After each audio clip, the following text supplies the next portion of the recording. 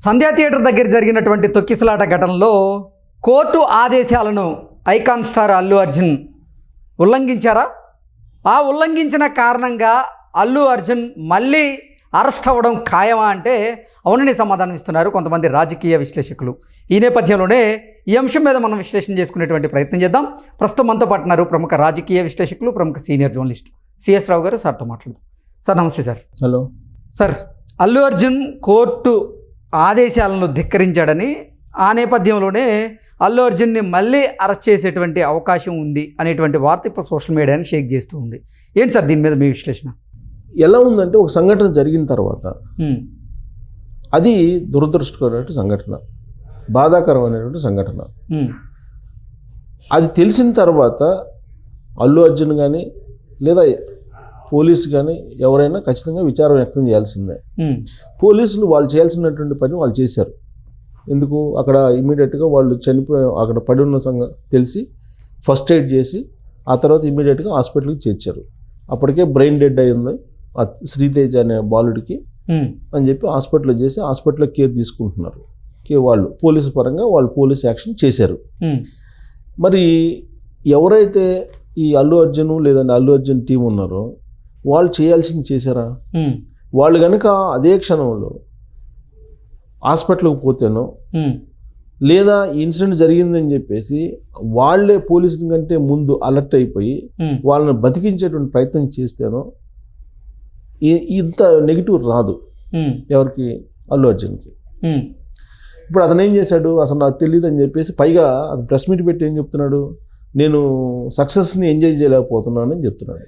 అంటే సక్సెస్ని ఎంజాయ్ చేయలేకపోతున్నాను అనేటువంటి బాధను వ్యక్తం చేస్తున్నాడు తప్పితే వీళ్ళు చనిపోయిన దానికి ఆయన బాధను వ్యక్తం చేయట్లా. ఈ సంఘటన జరిగిన కారణంగా నేను సక్సెస్ని, ఇది దురదృష్టకరమైనటువంటి సంఘటన, బాధాకరమైనటువంటి సంఘటన, ఇది ఎవరు తప్పు లేదు దీంట్లో, ఇది యాదృచ్ఛికంగా జరిగింది, ఇది తెలిసి జరిగినటువంటి ప్రమాదం కాదు, లేదా వ్యూహాత్మకంగా జరిగినటువంటి సంఘటన కాదు, నేను ఇలాంటి పరిస్థితుల్లో సక్సెస్ని ఎంజాయ్ చేయలేకపోతున్నాను అంటున్నాడు. అంటే ఇక్కడ నాకు అతని మాటలు అనిపించింది ఏంటంటే, అతను చనిపోయినటువంటి ఫ్యామిలీ వాళ్ళ బాధల కన్నా కూడా ఇతనికి సక్సెస్ని ఎంజాయ్ చేయలేకపోతున్నాడు అనేటువంటి ఒక కోరిక ఎక్కువగా ప్రస్ఫుటమైంది ఆయన ప్రెస్ మీట్లో.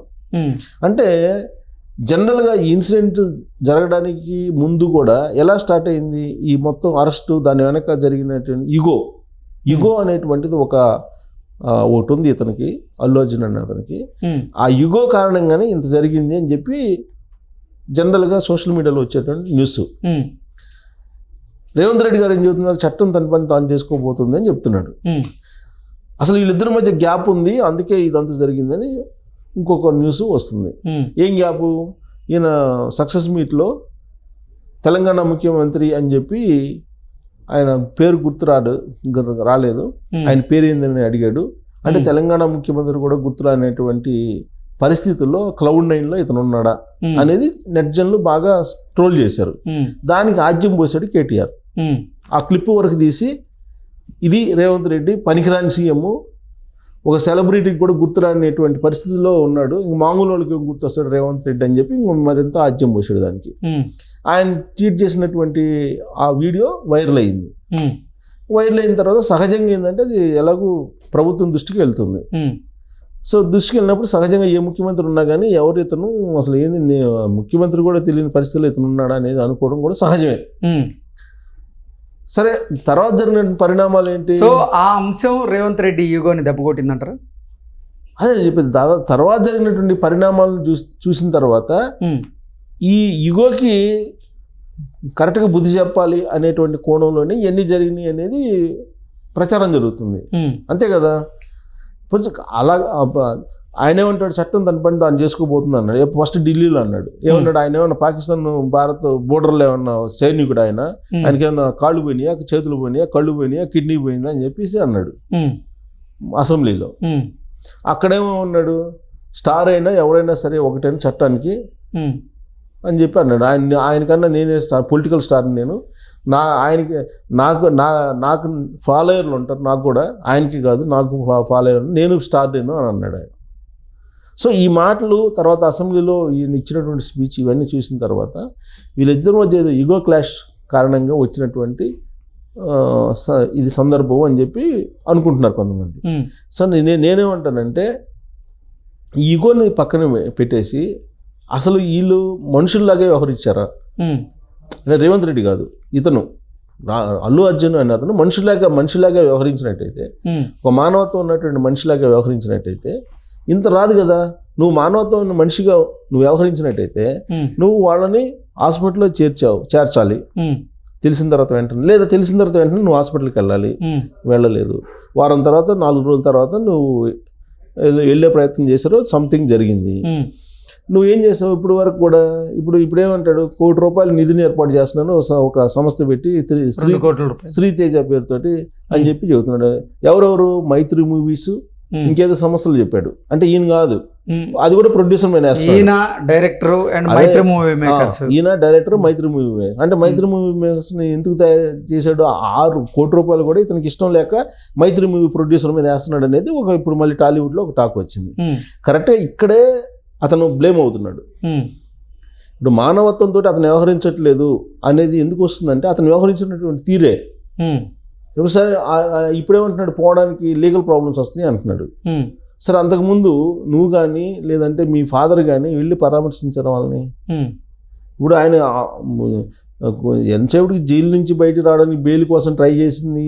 తర్వాత ఆయనేమో వచ్చిన తర్వాత బయటకు వచ్చిన తర్వాత వీళ్ళంతా సెలబ్రిటీలు కలవటం, సెలబ్రేట్ చేసుకోవటం, ఆ వీడియోని మళ్ళీ రిలీజ్ చేసి లైవ్ పెట్టడం, ఇలా చేసాడు తప్పితే వాళ్ళ గురించి ఆలోచించాడా? కరెక్ట్గా ఇక్కడే ఇతను బ్లేమ్ అయ్యాడు వాళ్ళు వచ్చిన. అంటే అతనికి ఇంకా ఈగో తగ్గల, ఇంకా ఈగో ఉంది, కంటిన్యూ అవుతుందని చెప్పడానికి ఇప్పుడు తాజాగా జరుగుతున్న పరిణామాలు కూడా అర్థమవుతున్నాయి. ఇప్పుడు ప్రెస్ మీట్ పెట్టాడు. ప్రెస్ మీట్ పెట్టి అసెంబ్లీలో రేవంత్ రెడ్డి గారు చేసినటువంటి కామెంట్స్కి ఆయన రియాక్ట్ అయ్యాడు. అబద్ధం చెబుతుంది, నన్ను వ్యక్తిత్వ హననం చేస్తున్నారు అని చెప్పి చెప్పాడు ఆయన. వ్యక్తిత్వ హననం చేస్తున్నారు, ఆయన చెప్పిన తప్పని ఎట్టంటారు? అది అసెంబ్లీ రికార్డ్ అయి ఉంటుంది. ఇవాళ కాకపోతే రేపైనా కోర్టులో ప్రొడ్యూస్ అవుతుంది. ఒకవేళ అసెంబ్లీలో తప్పు చెప్తే అప్పుడు చర్యలు తీసుకుంటుంది, కోర్టు కూడా రియాక్ట్ అవుతుంది. నువ్వు అసెంబ్లీలో ఇప్పుడు బయట ఎక్కడైనా రాజకీయంగా మాట్లాడచ్చు, లేదంటే ఏదన్నా ఇతను నిజంగా ఈగో ఉంటే కనుక ఏదన్నా మాట్లాడతారు. ఇప్పుడు ఢిల్లీలో ఏదో ఒక మీడియా వేదిక మీద మాట్లాడారు, బట్ అసెంబ్లీలో అట్లా మాట్లాడారు కదా. అసెంబ్లీలో ఏం మాట్లాడినా కానీ అది పర్ఫెక్ట్ ఎవిడెన్స్ ఉంటుంది. ఎవిడెన్స్ లేకుండా మాట్లాడరు. ఇప్పుడు ఈయన ప్రెస్ మీట్ పెట్టి అల్లు అర్జున్ నిజంగా రేవంత్ రెడ్డి గారి దగ్గర ఎవిడెన్సే ఉంటే ఈ పాటికి బయట పెట్టాల్సింది కదా. రేవంత్ రెడ్డి దానికి ఒక పద్ధతి ఉంటుంది, చట్టాలకు పద్ధతి ఉంటుంది, దానికి ఒక ప్రాసెస్ ఉంటుంది. ఆ ప్రాసెస్ ప్రకారం అంటే అసెంబ్లీని వేదికగా చేసుకుని అల్లు అర్జున్ మీద కొన్ని ఆరోపణలు చేసినటువంటి నేపథ్యంలో ఆరోపణలో కనుక వాస్తవం ఉంటే బయట పెట్టాల్సిన అవసరం ఉంది కదా. చాలా మంది నెటిజన్లు కూడా అదే కదా ప్రశ్నిస్తారు. దర్యాప్తు సంస్థలు ఉంటాయి, దర్యాప్తు సంస్థలు ఎవరికి ఎక్కడ ప్రొడ్యూస్ చేయాలో అక్కడ చేస్తాయి. వీళ్ళు అల్లు అర్జున్ అనే అతను అందరిలో ఒకడు, కాకపోతే అల్లు అర్జున్ మీద బట్టగాల్చి మీదేస్తున్నారు అనేటువంటి ఆరోపణలు అయితే ఆయన అభిమానులు అదే చెప్పేది. ఆయన ఇగో ఎక్కడొచ్చిందంటే చట్టం గురించి, సమాజం గురించి అవగాహన లేదు అతనికి. అతను ఒక స్టార్, ఇతను నేనేదో దైవాంశ సమూహుని అనే ఫీలింగ్ అతనికి ఉంది. అదే దెబ్బతీస్తుంది అతనికి. ఇప్పుడు దానికి ఒక చట్టం ఉంది, చట్ట పరిధి ఉంది, అసెంబ్లీకి ఉండేటువంటి వాల్యూ అసెంబ్లీకి ఉంది, రేపు ముఖ్యమంత్రికి ఉండే వాల్యూ ముఖ్యమంత్రికి ఉంది. ఇవన్నీ తెలుసుకోకుండా అతను ఎవరు ముఖ్యమంత్రి అయితే నాకేందనే యాంగిల్లో అతను మాడుతున్నాడు.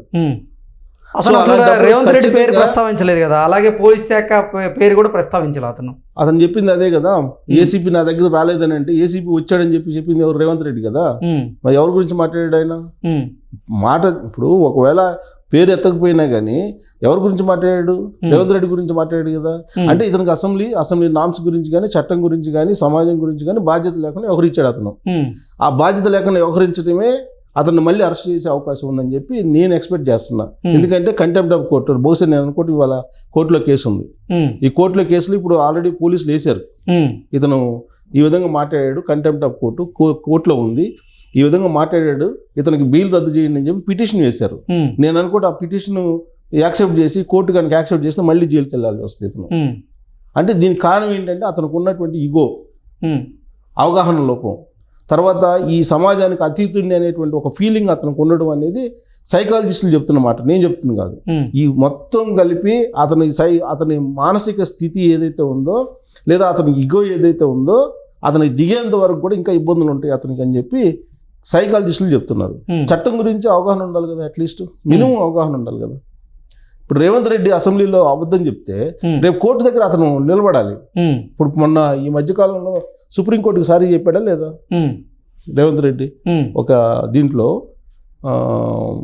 నేను అనుకోవటం కేసీఆర్ రాష్ట్రపతి అవుతాడు ఏదో మాట్లాడాడు ఆయన. ఒక ముఖ్యమంత్రి హోదాలో ఆ విధంగా మాట్లాడకూడదని చెప్తే చివాట్లు పెట్టింది కదా. నిజంగా అబద్ధం చెప్తే ఖచ్చితంగా కోర్టు పిలిచింది. నువ్వెవరు చెప్పడానికి? నువ్వు అదే చెప్పేది, నువ్వు ఒక హీరోవి, అందరు హీరోల్లో నువ్వు ఒక హీరోవి. మేబీ నీ కలెక్షన్స్ ఎక్కువ ఉండొచ్చు, కానీ ఇక్కడ సమాజం, చట్టం, బాధ్యత ఇవన్నీ ఉంటాయి కదా. అవన్నీ మర్చిపోయి ఇతను తండ్రి వ్యవహరించిన కారణంగానే ఇప్పుడు అనుభవిస్తున్నారు. మళ్ళీ జైలుకి వెళ్ళే అవకాశం ఉంది. Okay sir, thank you so much. Thank you.